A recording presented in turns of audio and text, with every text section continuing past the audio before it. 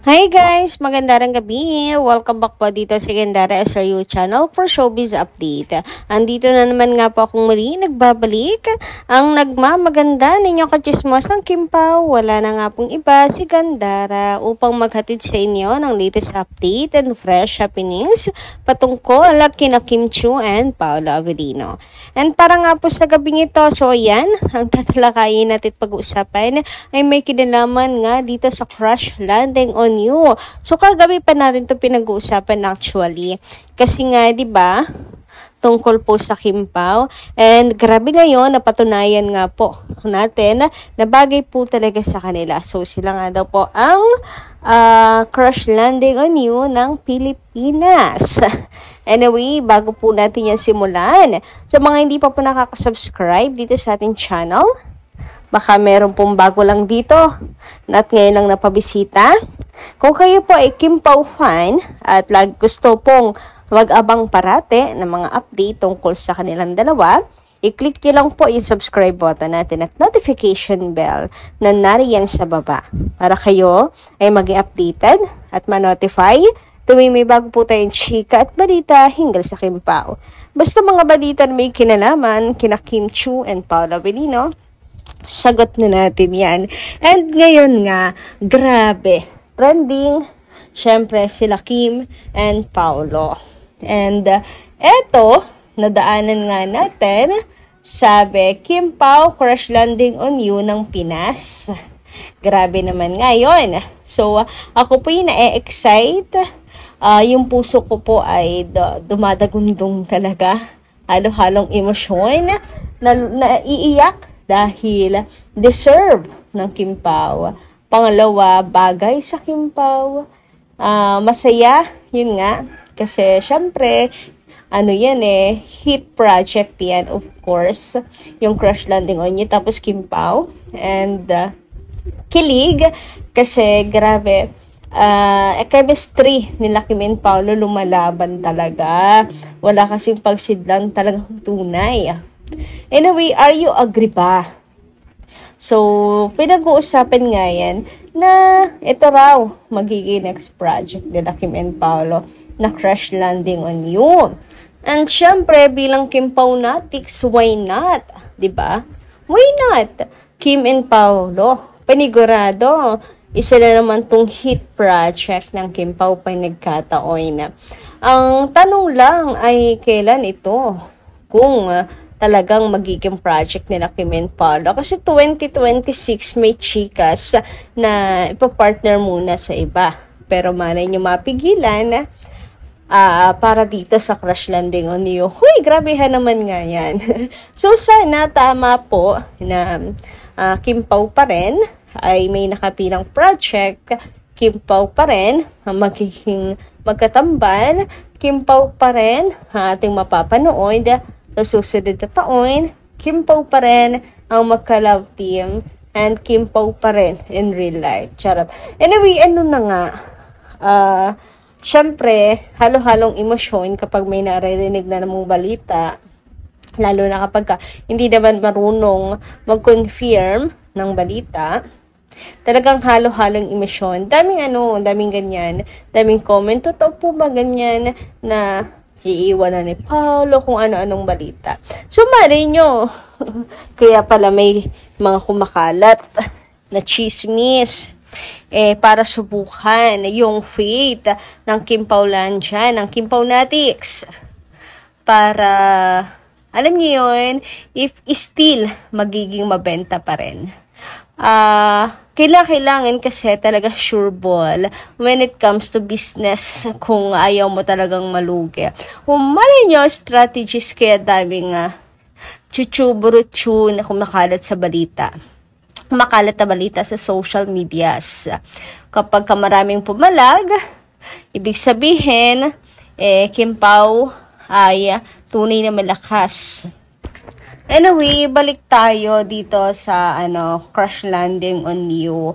Why not? Super bagay sina Kim and Paolo. Chemistry nila lumalaban din naman talagang tunay. Kita niyo ang daming mga pictures na naglalabasan ngayon na nila Kim and Paolo. Grabe. Isa ba itong panawagan na i-push na yan na tunay? O diba may magandang dulot din yung mga lumalabas sa chikas na Paolo ayaw nang makatrabaho pa si Kim Chiu. Diba may ano rin, may magandang dulot din. Kaya push na push din ating mga kakimpaw. And trending guys, trending tayo. So nakakatawang isipin na talagang super active ng mga Kimpaw fans. Anyway, sabi dito ni Juanita Reyes, kung pagkatapos ng The Alibay at 2026, ipaparehas daw si Paolo o sa iba, si Paolo Avellino, ay nako, mas mabuti pa nga na maging house husband si Pao para walang selosan sila ni Kim. Love, Kim Pao. Paano naman? House husband si Paolo. What about Kim? May iwan. So, anong tingin niyo ang mangyayari kay Kim Chiu? Di si Kim naman yung partner sa iba. Walang iwanan. Nalala ko na naman yung house husband na yan. Yung makulit na, post or reply ni Paolo Avellino sa isang Kim yung pangalan. Year 2018 ba? Kung hindi ako nagkakamali. Basta matagal ng sagot or response si Paolo na ganun nga, willing maging house husband. Grabe naman nga yun. So, parang mas gusto na lang ni Madam Juanita Reyes na magkatotoo yun kaysa ma-partner daw sa iba si Paolo. Grabe, napaka-selfish. Pero, wala na-addict talaga sa Kimpaw and sila lang yung gusto na ating mga kakimpaw na maging partner lang. Wala nang sisingit, diba? Pero bilang artista, ganun po talaga ang kalakaran dyan sa show business. Darating at darating po talaga sila sa puntong yan na iba yung ipapares sa kanila. Anyway, sabi naman ni Madam Annalyn, hika, basta ako masaya silang dalawa. Wala akong pakialam sa mga gumagawa ng kwentong hindi maganda.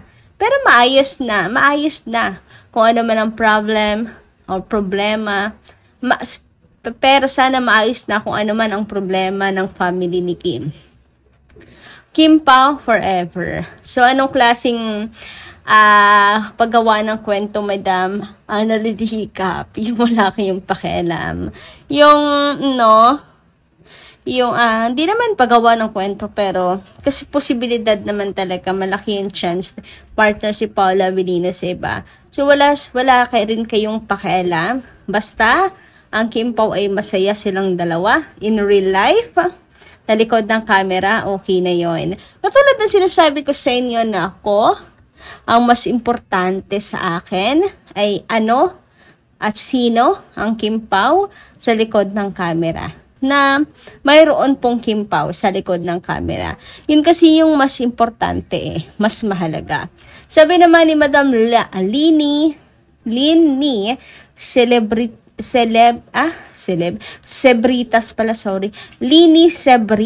maganda ring gabi. Weakness ni Kimi ang family niya. We just pray na lang tayo na malagpasan niya ang pagsubok na dumating.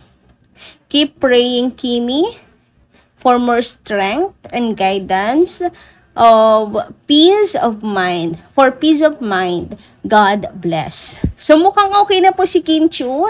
Nawa makamove on na rin po tayo. Kita ko yung latest picture niya na happy po siya. Magaan po ang kanya kalooban. Tingin ko nakahinga-hinga na si Kimi. May improvement. Iba na yung aura niya, mas magaan-gaan na compare noon. Pero keep on praying pa din.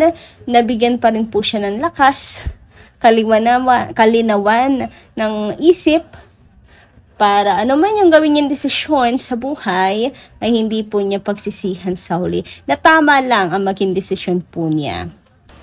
And yes, let's pray for strength and guidance for peace of mind ni Kim Chiu. Napaka-importante po niyan. Kasi pag may peace of mind tayo, nagagawa natin ng maayos katulad ng trabaho, hindi po yan maapektuhan. Anyway, ayun lang po muna ating update. Maraming salamat po sa inyo ngayong gabi nito. And kita-kits po tayo sa mga susunod nating chikas. Maraming pong salamat.